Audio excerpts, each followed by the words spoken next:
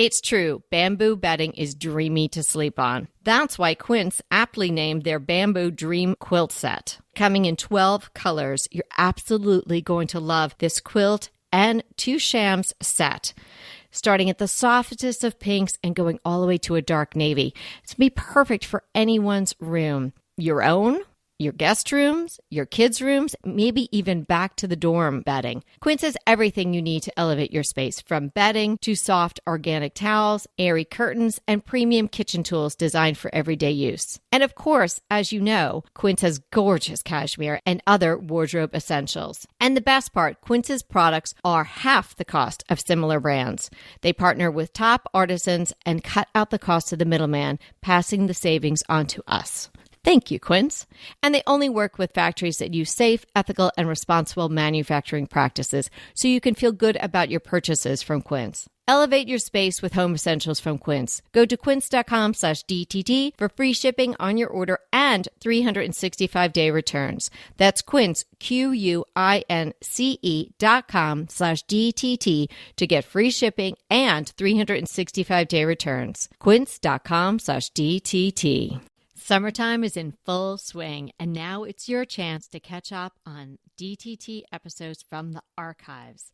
Anita and I are taking a little break to enjoy family, friends, and travel, and we hope you're doing the same, and that you'll take us with you on your trip to the beach, in the garden, or just chilling with a cool drink. Enjoy the rest of the summer, and we'll be back soon. And until then, remember, we are here to inspire you to create a beautiful home. Let's get started with today's episode. Think of it as smart, not fake.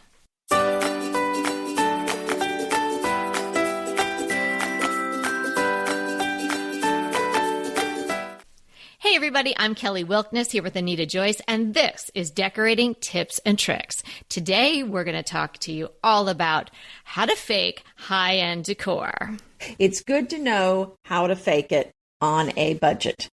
Absolutely. And everybody's on a budget, and even budget smudget.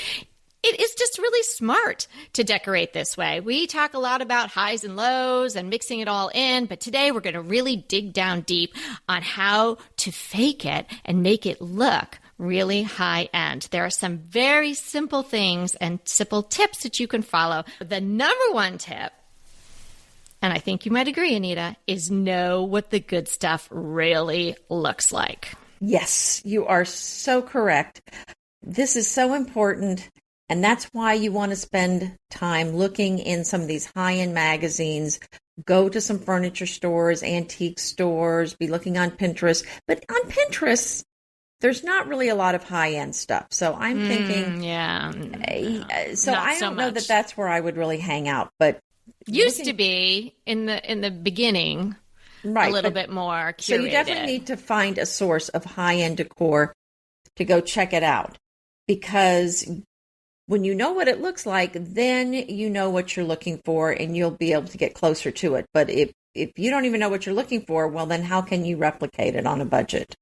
Right. So there's so many great resources for that. Obviously, the internet is terrific. Our podcast is pretty great too, especially with this DTT Defines. You're at least learning the words, so then you'll know what to Google if you're wanting to get a certain look or a certain type of piece of furniture or a certain style.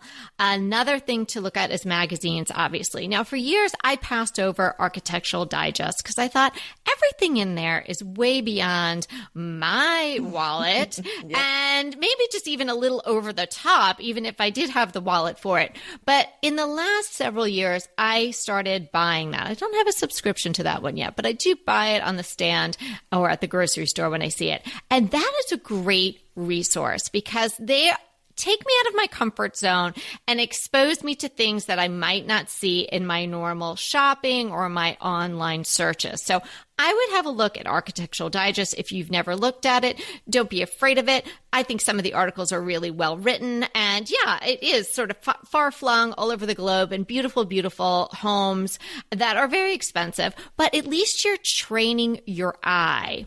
Another book that I think is a really wonderful source about styles of furniture, which Anita is so good at sharing with us and is so educated on herself, but Tara Shaw's Soulful Home. I think she kind of stole my name a little bit, but I'm okay with that, Tara. We can share it. She dropped the my.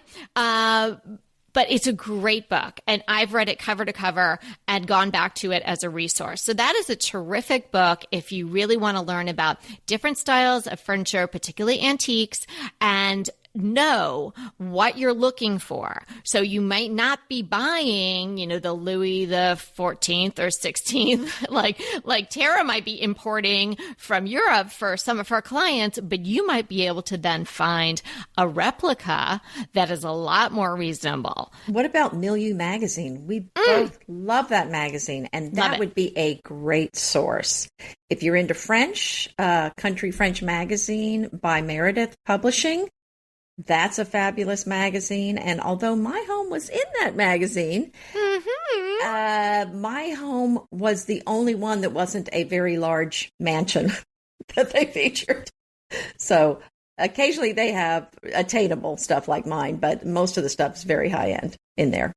And Veranda is I think is a great resource. And they kind of go up and down the scale of price, but I think that they strive for a little bit more high end. So another great resource that's just easy to pick up. I think that's one of the more reasonable magazines, oddly enough. Milieu and Veranda, I come in around the $7-8.99. I always put them back when they're $12.99. I said, unless I'm in it, I'm not paying $12.99. Or maybe if you're in it, I pay $12.99. Or maybe you send me a copy. But anyway, the number one tip, the umbrella tip for everything we're going to talk about today is know what the good stuff really looks like. And that can be in all these different resources that we just talked about, and obviously more, but also think about not just furniture, textiles. What does real Belgian linen feel like? Get a swatch of it. Go to a fabric store. Feel what real velvet feels like. So then if you bump into something that's kind of a poly blend at Home Goods, you'll know if that really feels like the real thing and looks like the real thing. But that's another, I would say, piece of advice is to try to find textiles that are the real thing, that are not synthetic. So I would try to look for things that are real linen, real cotton, real satin or silk, something, or maybe a rug that's real wool. Those things are going to look more like the real thing. Absolutely. And you can also then buy it just on a smaller scale. Why I would suggest you do that is because you're actually getting the high end. You're getting the Schumacher. You're getting the high end fabric, but you're not paying a lot for it. As I said, you're making a bit smaller pillow, but that is going to really elevate maybe even your IKEA sofa. You chuck a couple of Schumacher pillows on there with nice inserts, and that's going to elevate the whole look. My tip is to put a wow piece in each room. And so the wow piece might be expensive. It might not. So, you would have to spend some money on this wow piece.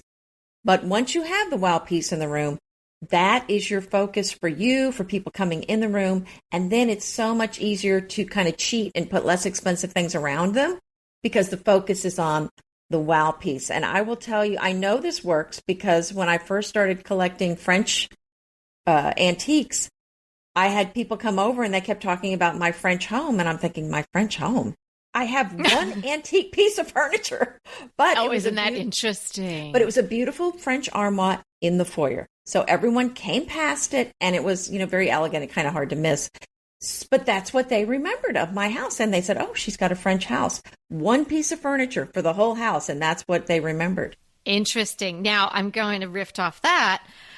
The entry, you said that this piece was in the entry. Yes. So, and outside your door and in your foyer, it really counts. People remember what they first see. If you want to achieve this high-end look, then start at your front door. Don't have dead plants. Don't have tchotchkes. Maybe don't have those little flags, with like a sun on it or a watering can or something. Go high end. Get 2 nice containers with beautiful plants in them to flank your door. If you don't have room for 2, do 1. Or simply do a lantern. If you don't have room for anything, keep it really simple. Get a really nice doormat. Start at the outside. And if your front door needs a fresh coat of paint, do that. a lacquered black probably goes with 90% of the homes out there. And it's so sharp. It's so classic. And it definitely says high end. And then carry that feel into your entryway. And you can make it very simple, but don't have it cluttered, and make sure that there is some piece in there that is really memorable, as Anita had mentioned with her French armoire. Right. So if you don't have room for furniture in the foyer, you could put a wow piece of artwork in there, or some other piece that doesn't take up floor space.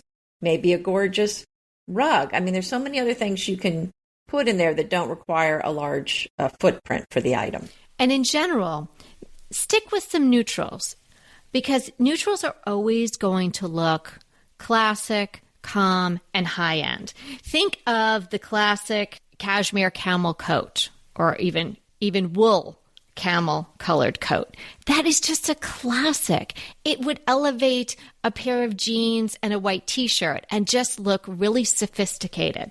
So instead of going with a lot of different colors, really drill down on your palette. And I really think it will make a big difference in the way your home is perceived by you and by everybody else. Obviously, most importantly, that it's perceived by you. Going back to the Tara Shaw book I mentioned, you'll see all her colors are neutrals. And it is so impressive. And just everything about each page and every photo in that book, it just screams high end. And maybe not screams, quietly whispers high end, right? Because it's just beautiful. The neutrals really say high end. Some people and really great designers can pull off a lot of different colors, but if you're not there in your decorating life, and if you're not there with your budget to make all those pieces high end, then go with the neutrals. You're so correct with that. Because sometimes people pick patterns that aren't a high-end pattern. But when you're picking neutrals, it's not something that's going to go out of style. I mean, a white pillow is a white pillow. It's always going to be in style. So when you go with the neutrals, it has a clean, classic look. And this is the sort of thing that it's kind of hard to mess up, I guess is what I'm trying to say. It's harder to mess that up. And once you start adding a bunch of colors, that's when things can go awry. Mm-hmm. Someone who's very talented could pull it off, but it definitely requires more talent. Now, I'm going to riff off what you said with the neutrals and add in limited color palette, because that's also something that you can do. If you say, I don't want neutrals, I want color, you can go with color. But another way to have it look high end is limit the main colors in the room so that you only have 2, maybe 3 main colors. And that is amazing what that will do to a room to elevate it and make it look very coordinated. And again, you don't have to do this. It's just something that really helps keep it more high-end looking. And the thing that it does is when you just have a few colors and those are throughout the room, it feels like it's coordinated, but not in a matchy-matchy way, but just in a way that it just is a pleasing effect for your eye. And it just feels like it all works together and it's cohesive. And that's why that works. And it just pulls in different styles. If you have the same color throughout the room, then it's all going to feel like it goes together. Absolutely. Hey, we'll be right back with the rest of the show, but keep listening so we can continue bringing you DTT. I can't stop using dupe.com. This is an amazing website, service, best friend. I absolutely love it. So you find something that you really want and it's too expensive, it's a budget buster. Then you use dupe.com and you can find almost the exact thing or very similar products for much less. So I was crushing on this incredibly gorgeous coffee table. I had it in my mind, I had it in my Pinterest boards, I had it everywhere, but I just didn't have it in my house because it was too expensive. When I learned about dupe.com, that was the first product that I tested. And boy, did I find some amazing dupes. And I purchased one. So the original was almost $3,000. And Dupe showed me many choices, all the way down to under $200. Now, you may think something this extraordinary is hard to use, but it's so easy. Just type dupe.com/ before any product URL in your browser, and boom, it instantly finds you less expensive alternatives. They even have an app and a browser extension you can download. No account required. No sign-up required. It's completely free. That's completely free free to use. Stop wasting your money on brand names and start saving with dupe.com today. And you mentioned white subway tile. It's not boring. No. It's a classic. It's never going to look cheap, and it's never going to be dated. And you can get it in the aisle at Home Depot. And it's because it is cheap, but it's never going to look bad. White subway tile is never going to let you down, and it's going to look high end. You can have a very simple bathroom with the white subway tile, and it's going to look high end. Well, we went with a lot of subway tile in our house, and in the bathrooms, I used a white subway tile for that very reason. And I spent money on other things, but I decided I was not going to be spending a lot of money on the tile because I know a white subway tile has a clean, crisp look that is a classic that's always going to look good. So I felt like I can skimp on the cost there, and I'll spend my budget, blow my budget somewhere else. Blow your budget, yeah. Use your budget. Spend where it really counts. Don't go crazy on the tile, and you don't have to go get Ann Sachs white subway tile and spend, I can't even imagine, like $24.99 per tile when you can get them for 69 cents at Home Depot. Nobody's going to really know the difference when they're white subway tiles and they're on the wall. And I don't even like the ones that are a little jazzier with the bevels and whatnot. I really like the simple subway tiles. Yeah, so put your money into your sofa. Put your money where it really counts. Buy yourself a really special dining room table, something like that. So today we're talking about areas, places, items in your home where you can really get away with faking high end. Hey, we'll be right back with the rest of the show, but keep listening so we can continue bringing you DTT. As I said in the beginning, it's really not even faking. It's just being smart, which is what we were just discussing. Anita decided instead of pouring a lot of money into tile that maybe A, she was going to get tired of, or B, it was just going to be maybe a little too much for the room. She decided to use the budget elsewhere and put it into either antiques or textiles or other wonderful pieces of furnishings in her home. That's smart. Why, thank you. But I think you're absolutely right.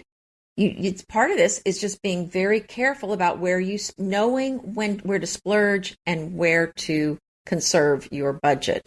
So I have another idea to save some money. If you really want a hardwood floor, but that is absolutely not going to be in your budget, and you have some carpet that you really can't stand, then I would suggest you go with a high-end vinyl floor that looks like wood or a laminate that looks like real wood. And you know what? Just invite people over after dark, keep the lights dim, use some big rugs, you're golden. In a general sense, keep the line simple. Less is more, less stuff looks more high end. That's super easy. If you think you've got too much in a room, take it out. Just doing that might elevate the whole look and give it more of a high end look. Going all white with your bedding will take the room up exponentially. Color is great, pattern is great in the bedroom, but really think about it. High-end hotels, they're all white. All the bedding is white, and it's beautiful.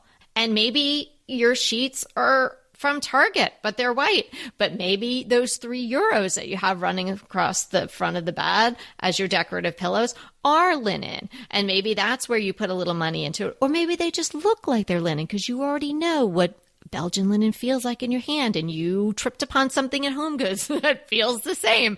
And that's just going to bring the whole room up. Speaking again of textiles, wool blankets, they really make a difference, and you can get them for not that much money. Real wool blankets. You don't have to spend $200-$300 on a wool blanket. I've seen them at IKEA for a really good price point. But wool will make a difference. Those cheapo acrylic throws, and we all know what I'm talking about, right? Yes. They're tempting, right? Because they're like $12.99 in TJ Maxx or something, and they come on those plastic hangers. Everybody's seen those. Right. And like you have your eye turned, you're like, that's only $12.99. What a fun color. But they just look cheap. Well, you're correct. And that's, again, when I'm looking at those, if I see something I like that's really pretty, I look, and it's almost always, it's wool or cotton or linen. It's not going to be synthetic.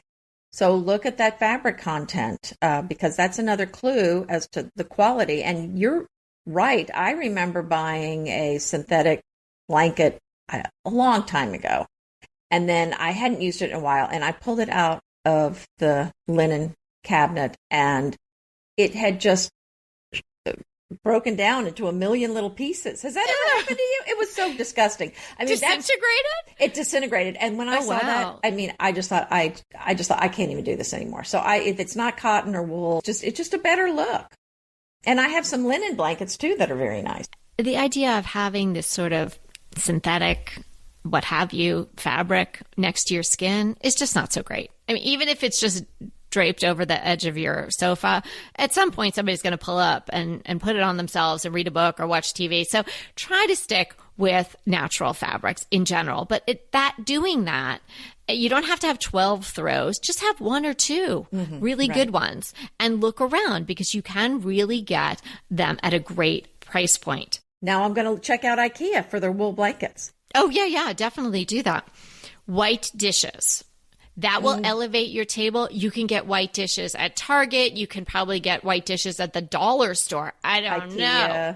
Yeah, everywhere. TJ Maxx, Home Goods, right. White dishes is the way I go. If you open my cabinets, they're pretty much all white. If you just do all white, it just looks so fabulous. It's so high end. Let's say there were some other dishes you wanted that were very expensive. Just buy the dinner dishes, and then you can do the white salad plates and the white cups and saucers. I mean, there's so much you can do to mix white with other dishes. So that's a way to extend and not have to spend so much money. I have some Port Marion dishes, and I actually mix them with white, the Port Marion Botanic Garden, which has a nice white background. Those blend so well with white dishes, so they work beautifully together on the table. Oh, yeah, that would look great. And if you like transferware, I mean, that comes in so many different colors. That works really well with white dishes. So as Anita's saying, you could just get the dessert or the salad or just the smaller dish to go on top. Animal prints, very classic, very high end. If you go through lots of decor books or magazines, I am sure over the years you have seen animal prints mixed in everywhere. They are kind of a neutral, and designers use them that way. So you can use them that way. That's a great idea. Another thing to do is add an antique to your house. It doesn't have to be furniture. It could be an accessory, an antique clock, an antique silver tray. I love the hotel silver is a fun thing to add to a room. I have some old silver trophies that are just all worn and have lots of patina, and I use those to put plants in. Love it. There's a lot of things that you can add that are, and again, that's the sort of thing that people's eye are going to be drawn to, that, not to the $5 white plate you have. Mm-hmm. And as far as furniture goes, I love adding a French chair to just about any room, and it goes with almost any kind of furniture, any style. Unless it's a big, chunky, bulky furniture, it's going to work with it. And that's the sort of thing, it doesn't even have to be a chair that you can sit in. You can buy one that maybe is a little wobbly and just put some books in it and use it more as a display and not maybe a place for people to sit. You can buy new French chairs or the antique ones. I prefer the antique ones for just kind of an accent piece in a room. Anything antique is going to add a very unique feel to your room. And remember when I talked about how people are always asking where I got something when it's always antique? I said that a few episodes ago. Well, this morning, someone was desperate to find the chairs I have in my dining room. She's like, I've got to know your source. And I said, well, it was a shipment from France at an antique auction I went to. And I've never seen those again. So that's how you can get a very one-of-a-kind look for your room. Right. And very high end for sure. How about framing your art?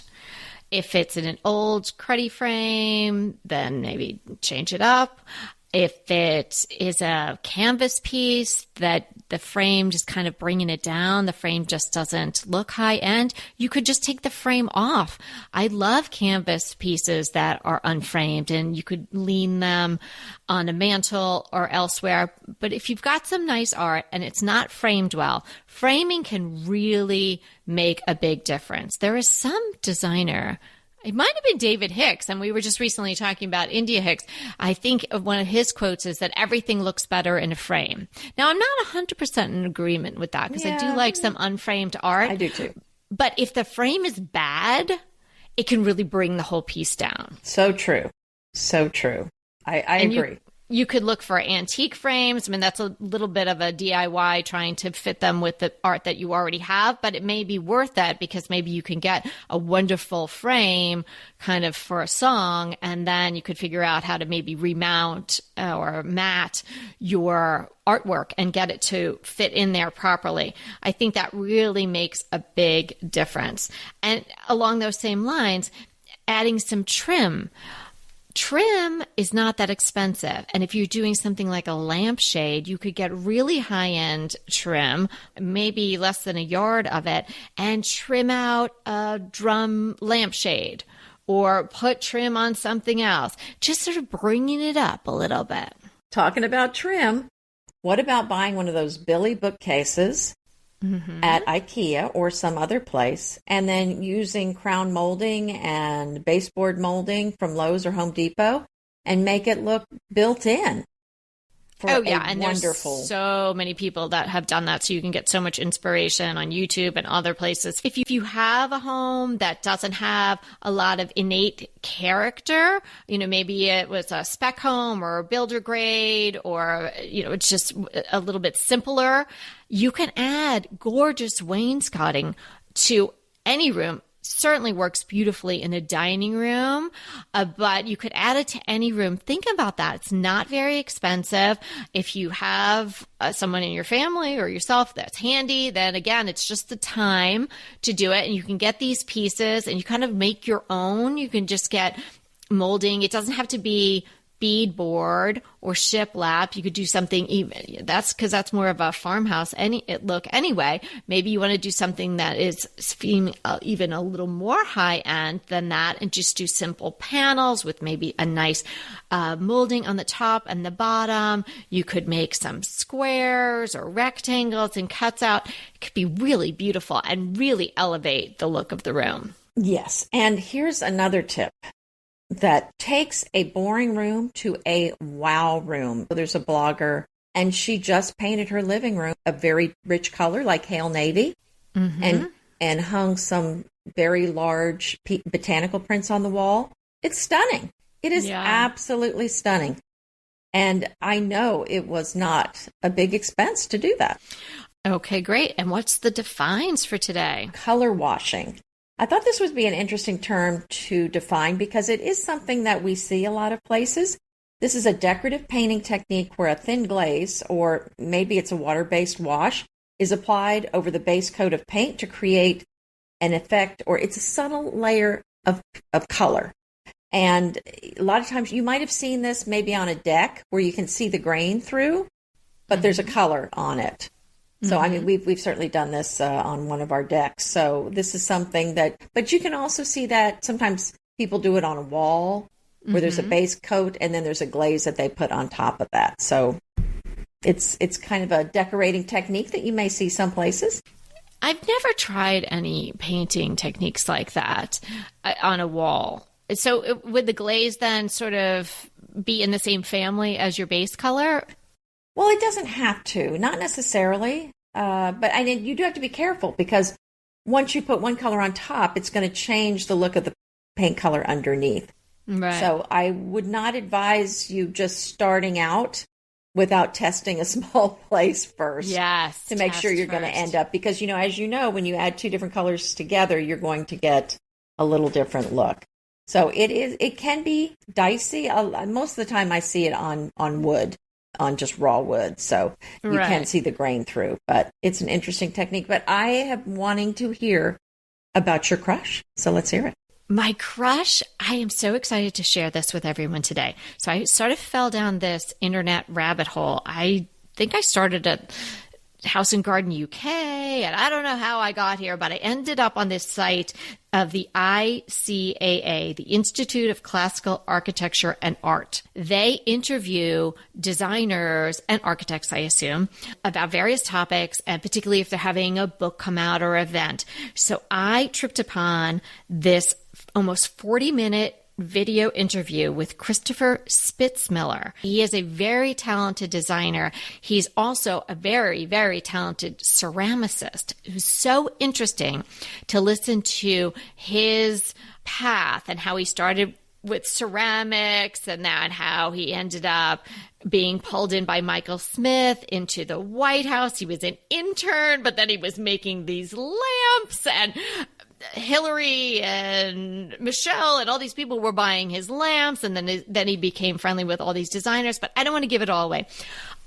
Suffice to say that he is so charming, and I was laughing out loud, particularly when he showed a picture of the before of his house, and he was like, nothing says home like a dumpster, and that's, of course, what my house looked like when we got here. And you may be familiar with his recent book, A Year at Cloverbrook Farm. It's a beautiful book. Probably a lot of you have seen it. It probably comes up on your suggested books when you're on Amazon or something like that. But this interview came about because he had recently released his book. So he talks a lot about his home, which is Cloverbrook Farm in upstate New York. We see the progression of that, but we also, as I mentioned, learn about him and how he ended up where he is today. It's a wonderful interview. I was watching it this morning, early in the morning, and I thought, I can't watch a 39-minute video. Like, I don't have time for this. At 38 minutes, I was still like enthralled. Wow. It made me stop and really just chill out and enjoy it. I think you all will love it. So I will put the link to it in the show notes. And then I would maybe bookmark this particular site because they apparently have a lot of videos, and I didn't go into their back catalog. There's probably a lot of interesting people already on there, but I think that they'll have others coming up as well that you really might be interested in. So it's the ICAA. Okay, that sounds exciting. Mm-hmm. Well, my crush is something you can also watch. But did you know there's a new Downton Abbey movie coming out? No, maybe not. The Gilded Age I have been watching, but that's a different thing. Right. So this is Downton Abbey, A New Era. So I think it'll be in movie theaters, I'm guessing. But it looks very interesting. You know, Violet Crawley, who's the Dowager Countess to you, she has a villa in the south of France that the family didn't know about, so they end up going down there and checking that out. And then the other plot point in the movie is that some, I guess, American film stars come there. I don't know if they're American, but anyway, the film stars come there and film a movie at Downton Abbey. So, yeah, so the staff's kind of starstruck. So it's like a movie within a movie. Yes. So I thought that was some pretty fun, and I thought, ooh, I'd like to see, I bet they've got some gorgeous interiors in that south of France villa. Oh, I bet so. You know, I don't know if I ever told you this, but it made me think about when I just said movie within a movie. I was in a movie within a movie once. What were you in? I was a featured extra with absolutely no lines in a movie called Sweet Liberty. It was made by Alan Alda, and I got to hold Michael Caine's hand. Oh, I think I remember that. I don't think I saw it, but I think I know which movie you're talking about. Oh, that's great. Okay, well, so the Downton Abbey movie is coming out May 20th here in the U.S., so if you're interested, go check it out. Hey, today was so much fun. I love faking it. Me too. And it's so fun to have this high-end look when you know, and you're the only one, that you didn't spend as much as people think you did. And exactly. You know, Kelly and I love saving money, so that is always something that we're thinking about. And, you know, we didn't really mention this, but also you need to find some great sources for things like resale shops, consignment stores. You know, look around. There's going to be some great sources where you can save some money on some fabulous things. So Just one last tip there for you. Oh, they just keep pouring out. I know. of us. We can't stop ourselves. Can't stop. I got to turn off the spout. I know. Okay. So I got to stop it now. Remember, we're here to inspire you to create a beautiful home. Until next time. Want to talk to us? Well, we really want to talk to you. So let's schedule a design consult. Anita and I are here to give you individualized, actionable advice on how to create the beautiful home you want and deserve. It's so easy to schedule a design consult with us. Simply click the link in the show notes or head to decoratingtipsandtricks.com/consult. When we talk to you on the scheduled time, we will be ready with so many great tips, advice, and yes, tricks. So sign up today for a design consult. We can't wait to talk to you.